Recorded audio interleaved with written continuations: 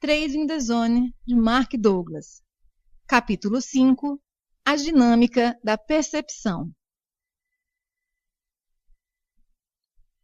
Um dos principais objetivos deste livro é ensinar a eliminar a ameaça de sofrer emocionalmente com as informações do mercado. Do ponto de vista do mercado, tudo é simplesmente informação. Pode até parecer que em algum momento o mercado esteja querendo lhe magoar, mas é a sua própria estrutura mental que determina o modo como interpreta as informações vindas do mercado. Para os profissionais, nada relativo aos mercados é doloroso. Portanto, não há nenhuma ameaça. E se não há ameaça, não há do que defender-se.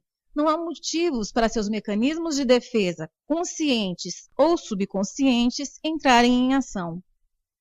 Se o que você quer é conseguir fazer trading como os profissionais, então tem que ver o mercado do modo objetivo, sem distorções.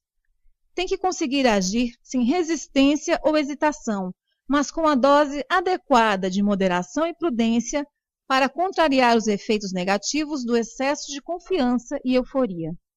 Seu objetivo é alcançar o estado mental de trader. Para lhe ajudar a atingir esse objetivo, quero mostrar como redefinir a sua relação com as informações do mercado de modo que deixe de as ver como ameaçadoras, que você se mantenha concentrado nas oportunidades disponíveis, ao invés de concentrar-se no sofrimento emocional que lhes possam causar. Fazer o debug do seu software mental. Por outras palavras, queremos eliminar os erros de programação do nosso software mental para ficarmos no nosso perfeito juízo. Para isso, é preciso conhecer a natureza da energia mental e como usá-la para alterar a perspectiva a respeito do mercado. Você ficará surpreendido como pequenas mudanças podem fazer uma enorme diferença nos resultados de trading. O processo de trading começa com a percepção de uma oportunidade. Assim, para analisarmos a energia mental, temos que primeiro entender o processo de percepção. O que determina o modo como percebemos a informação ou o que sentimos em relação a ela? Como se relaciona a percepção com aquilo que experimentamos num determinado momento?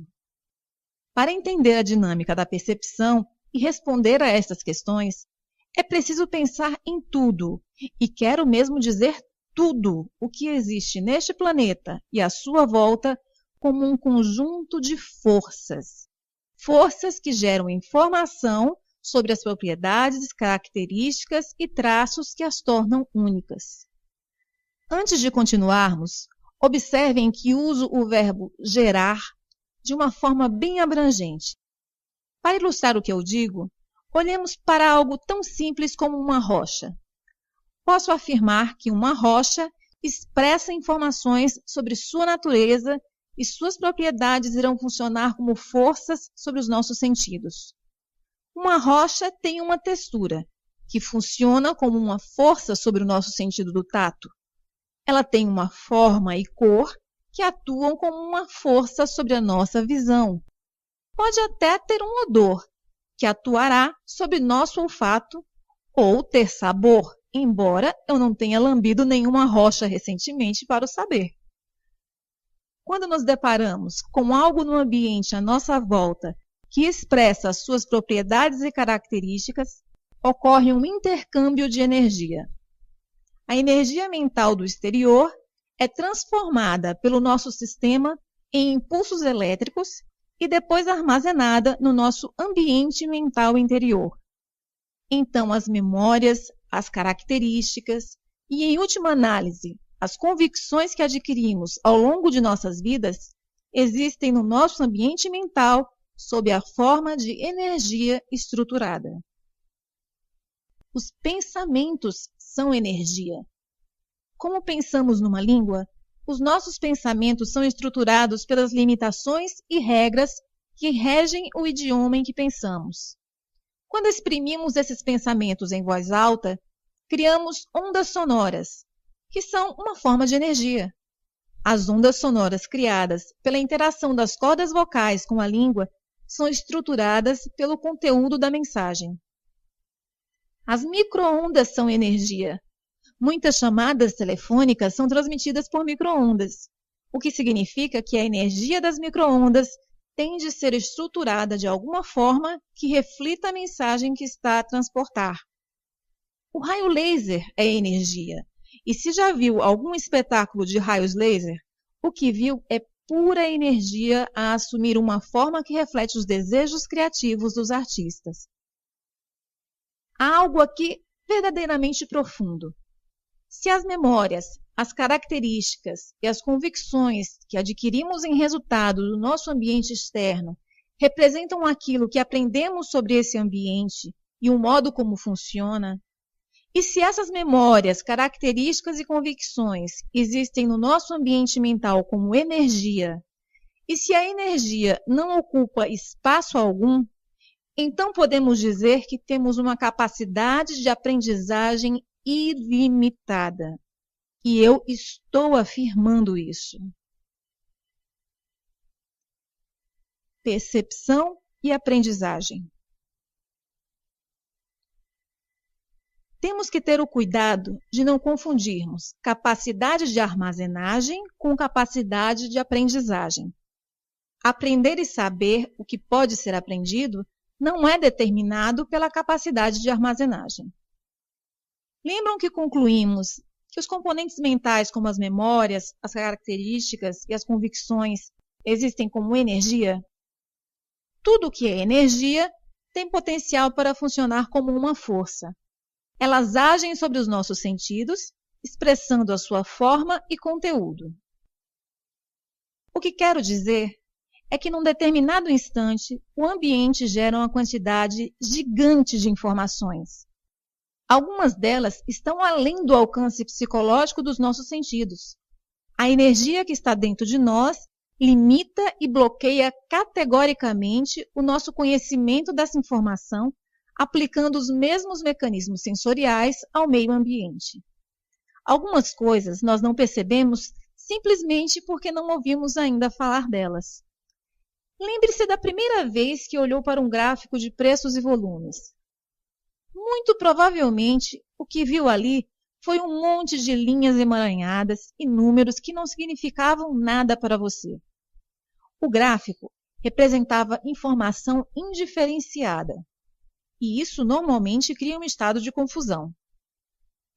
Mas, gradualmente, aprendeu a distinguir aquelas informações: tendências, consolidações, linhas de suporte e resistência, sinais de entrada e de saída, relações entre volume e preço, só para referir alguns.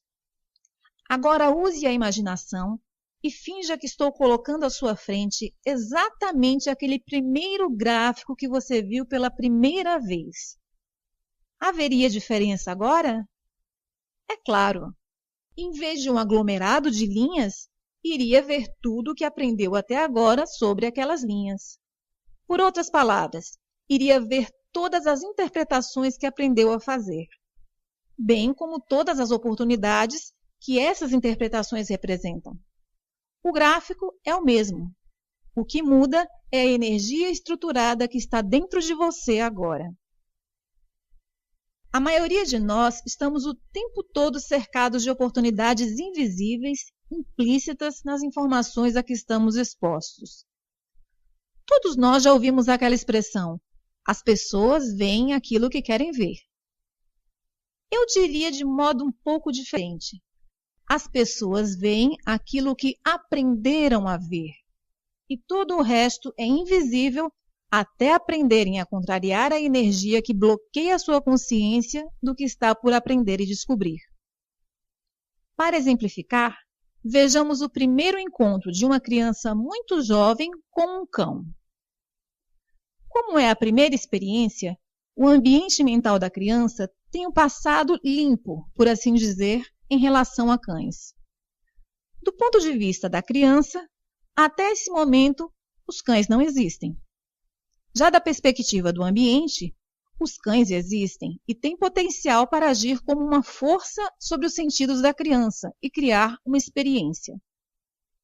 Que tipo de efeito os cães são capazes de produzir? Eles podem ser amigáveis, carinhosos, protetores, e pode ser divertido brincar com eles.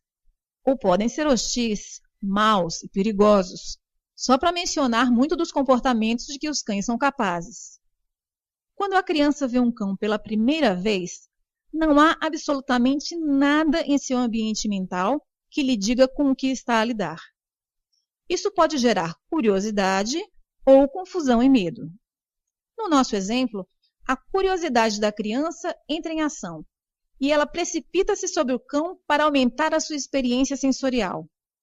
Mas o cão a ataca ferozmente, a ponto de ser separado à força da criança. Esse tipo de experiência infeliz não é certamente comum, mas também não é assim tão raro. Escolhi-a por duas razões. Primeiro, a maioria das pessoas pode identificar-se com essa experiência de algum modo, seja pela sua própria experiência direta ou através da experiência de algum conhecido. E segundo, quando analisamos a dinâmica elementar dessa experiência do ponto de vista da energia, vamos aprender 1. Como as nossas mentes estão concebidas para pensar. 2. Como processam a informação. 3. Como estes processos afetam o que experimentamos. E 4.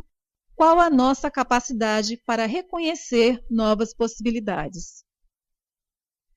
Sei que podem parecer muitos conceitos para um único exemplo, mas os princípios envolvidos aplicam-se à dinâmica subjacente a toda a aprendizagem. Como resultado de ficar traumatizada a nível físico e emocional, a criança do nosso exemplo tem agora uma memória e uma característica definida sobre o modo como os cães podem se exprimir. No entanto, o tipo de dados sensoriais na sua memória não é tão importante quanto o tipo de energia que os dados sensoriais representam. Nós temos basicamente dois tipos de energia mental. Energia com carga positiva, a que chamamos amor, confiança, felicidade, alegria, satisfação, excitação e entusiasmo, para referir algumas das formas agradáveis como nós podemos sentir, e energia com carga negativa, que representa medo, terror, insatisfação, traição, arrependimento, raiva, confusão, ansiedade, estresse e frustração, representando tudo aquilo a que normalmente se chama de dor emocional. Como a primeira experiência da criança com o cão foi intensamente dolorosa, todas as memórias dessa experiência terão energia negativa, dolorosa e desagradável. E qual será o resultado dessa energia na percepção da criança em relação a qualquer outro cão? Medo, é óbvio. Cada um de nós, num momento ou noutro, já testemunhou uma situação em que alguém sentiu medo de algo, quando, da nossa perspectiva, não havia a mais pequena razão para isso. Provavelmente pensamos que aquele medo era irracional. Mas será o medo dela menos racional do que, digamos, o seu medo ou hesitação em realizar o próximo trade quando perdeu dinheiro no seu último? Usando a mesma lógica, um trader de topo diria que o seu medo é irracional, porque a oportunidade deste momento presente não tem absolutamente nada a ver com o seu último trade. Cada trade é simplesmente uma oportunidade única, com um resultado incerto e estatisticamente independente de todos os outros trades. Percepção e risco. Como vimos, o mesmo risco pode ser percebido de modo diferente por duas pessoas distintas. Para uma, pode ser completamente irracional. Quando a criança se deparou com o cão pela primeira vez, estava cheia de curiosidade e entusiasmo. De que maneira sua mente processou a informação que a colocou imediatamente no estado de medo nas próximas vezes em que encontrou outros cães? Se o medo é um mecanismo natural de proteção, o que fez dizer à mente da criança que deveria sentir medo de outros cães? O que aconteceu com a curiosidade dela? Certamente haverá muito mais o que aprender sobre a natureza dos cães, ainda mais quando lembramos que nossas mentes têm uma capacidade de aprendizagem ilimitada. O poder da associação. Por mais complexas que possam parecer essas questões, é possível respondê-las com bastante facilidade. As nossas mentes têm uma característica estrutural inerente que nos faz associar e ligar algo que existia no ambiente externo, que seja semelhante em qualidade, características, propriedades ou traços, a algo que já existia no nosso ambiente mental interno sob a forma de memória. Em outras palavras, no exemplo da criança com medo de cães, qualquer outro cão que ela encontre mais tarde a fará sentir dor emocional. Basta que sua mente faça a ligação da memória com o que ela está vivenciando no momento. Esse processo de associação é algo que acontece de forma automática em nossas mentes. É tão involuntário quanto as batidas do coração ou os movimentos peristálticos. Vou tentar decompor esse processo causa-efeito nas suas partes mais elementares. Pode parecer um pouco abstrato, mas a compreensão desse processo é muito importante para libertar o seu potencial no sentido de se tornar um trader de sucesso consistente. Primeiro, existe energia estruturada externa à criança e energia estruturada no interior da criança. A energia exterior, dessa vez, tem uma carga positiva. O cão é amigável, brincalhão. A energia interna da criança é uma memória com carga negativa, fruto do trauma sofrido com o primeiro cão. Tanto a energia interna como a externa têm potencial para se manifestarem através dos sentidos da criança. A energia externa pode funcionar de forma agradável para a criança, mas lembre-se, este tipo de informação de um cão carinhoso, amoroso, são características que a criança ainda não experimentou. Tal qual o exemplo do gráfico de preços que apresentei anteriormente, a criança não conseguirá perceber aquilo que ainda não aprendeu. A energia interna também tem potencial e está só à espera para se manifestar. E se isso acontecer, a criança se sentirá ameaçada, com medo e talvez até mesmo terror. Apresentado dessa maneira, pode-se dar a entender que a criança tem a opção de escolha entre experimentar diversão ou experimentar medo. Mas não é assim que funciona. Como disse anteriormente, nossas mentes estão programadas para associarem e ligarem automática e instantaneamente informações que tenham características, propriedades e traços semelhantes. O que nesse momento está no exterior da criança tem o mesmo aspecto e emite os sons parecidos com o que está na sua mente. Se essa semelhança for suficientemente grande, a ligação ocorrerá, e a energia com carga negativa que está na criança será libertada por todo o seu corpo. O que acontece em seguida é o que os psicólogos chamam de projeção. Vou referir-me a isto apenas como uma outra associação instantânea, que faz com que a realidade da situação do ponto de vista da criança pareça ser uma verdade absoluta e inquestionável. Embora o comportamento do segundo cão seja absolutamente diferente do primeiro, na mente da criança, esse e o primeiro são um só. Assim, em vez de olhar para este novo encontro como uma oportunidade para experimentar algo novo, ela perceberá algo agressivo e perigoso. De fato, que indicação a criança poderia ter de que a sua experiência com cães não é absoluta e inquestionável? E da nossa perspectiva? Não. No entanto, do ponto de vista da criança, como poderia ser outra coisa senão a verdade absoluta? Que alternativas teve? Primeiro, não pode vislumbrar alternativas sobre as quais nada aprendeu. E é extremamente difícil aprendermos algo novo se estivermos com medo, porque, como já sabemos, o medo é uma forma de energia muito debilitadora. Faz-nos retroceder, ficar à defesa, fugir e estreitar a nossa atenção, Tudo isso dificulta muito, se é que não impossibilita, abrir a nossa mente para aprender. Segundo, para a criança, o cão é a origem da sua dor emocional. E, de certa forma, isto é verdade.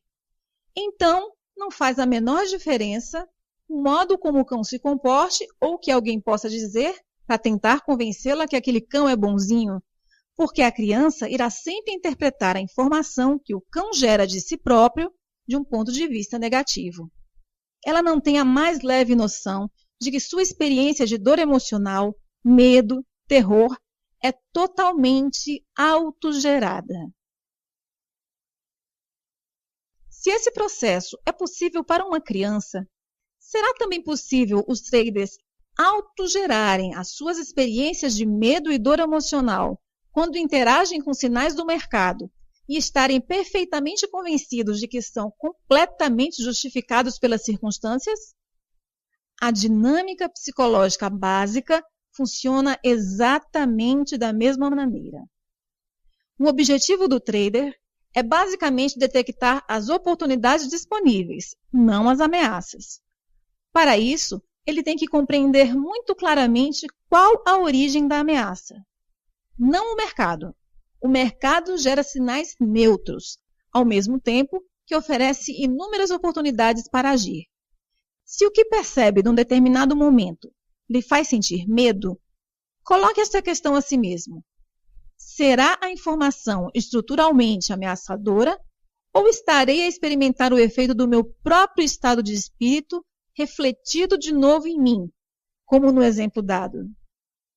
Sei que é uma ideia complexa, por isso darei outro exemplo. Imagine um cenário em que você perdeu dinheiro nos seus 2 ou 3 últimos trades. Você está analisando o mercado e parece surgir uma oportunidade.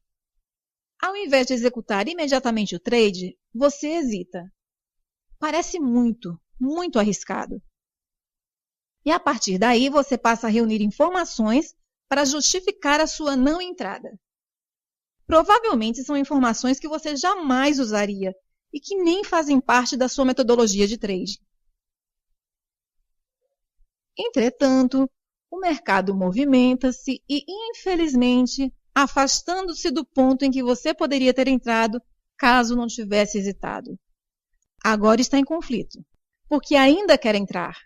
A consciência de deixar passar um trade ganhador é difícil. Só que ao mesmo tempo que o mercado se afasta do ponto de entrada, aumenta o risco de entrar. Você não quer perder a oportunidade, mas também não quer hesitar. No final, não faz nada, porque o conflito paralisou-o. Se este cenário lhe pareceu familiar, quero que se interrogue no momento em que hesitou. Estava a ler os sinais do mercado ou estava refém dos seus pensamentos, que por sua vez estavam a ser refletidos de volta para si numa espécie de ricochete? O mercado lhe deu um sinal, uma oportunidade de ganhar dinheiro, mas não o fez. Pensemos agora num outro cenário. Imagine que ganhou dinheiro nos seus 2 ou 3 últimos trades. Você teria interpretado aquele próximo sinal do mercado da mesma forma? Teria percebido como uma oportunidade de ganhar mais dinheiro? Teria hesitado em realizar aquele trade? É muito improvável. Se for como a maioria dos traders, estaria até aumentando a sua exposição mais do que o normal. Em ambas as situações, o mercado gerou um mesmo sinal. O que mudou foi o seu estado de espírito, negativo ou positivo. Se conseguir aceitar o fato de que o mercado não gera sinais com carga positiva ou negativa, então a única forma de a informação assumir uma carga positiva ou negativa é dentro de sua mente e depende da forma como a informação é processada. As nossas mentes associam constantemente a informação que nos chega do exterior com aquilo que já sabemos, fazendo com que pareça que as circunstâncias externas e a nossa memória, características ou convicções a que estas circunstâncias estão associadas sejam exatamente as mesmas. É isso que fez o primeiro trader, após uma sequência de perdas, sentir-se ameaçado pelo sinal dado pelo mercado, fazendo com que lhe parecesse excessivamente arriscado. Da mesma maneira, o segundo trader, vindo de uma sequência de ganhos, criou um estado de espírito positivo, fazendo-lhe perceber o sinal dado pelo mercado como uma oportunidade de risco menor. E isto explica a tentação de se comprometer em excesso. No capítulo 1, referi que muitos dos padrões mentais que fazem com que os traders percam dinheiro e cometam erros são tão evidentes e estão tão profundamente enraizados que dificilmente perceberíamos que a razão por que não somos consistentemente bem-sucedidos é a forma como pensamos. Compreender, ganhar consciência, estar alerta e aprender como contornar a propensão natural da mente para fazer associações é um grande passo para conseguir essa consistência. Desenvolver e manter um estado mental que interprete o fluxo de oportunidade do mercado como ausente de risco, de excesso de confiança, irá exigir controle consciente do processo de associação mental.